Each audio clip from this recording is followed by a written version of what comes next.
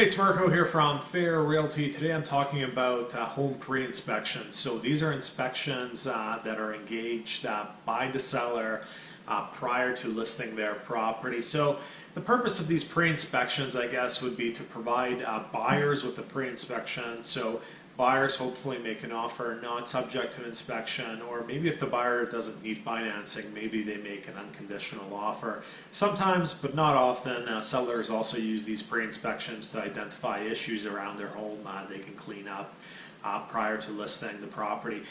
What do I personally think of pre-inspections? I'm not a huge fan. There's only a few inspectors that I deem to be really top-notch. And I like it if my buyers are using top-notch inspectors. Most of the pre-inspections I look at, I'm familiar with the inspectors inspecting, and some of the inspectors, doing these pre-inspections, to be honest, I find to be average.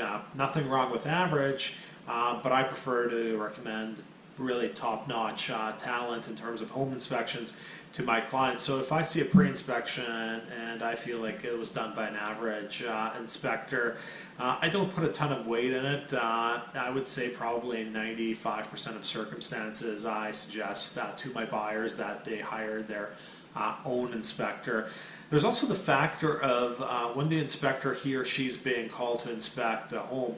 If it's a pre-inspection, there's the likelihood of bias being involved because the seller, the owner, is paying that inspector for the inspection. The inspector knows what the purpose of the inspection is. There's going to be some bias when that inspection is carried out, in my opinion, versus when the buyer is engaging the inspector to inspect the home.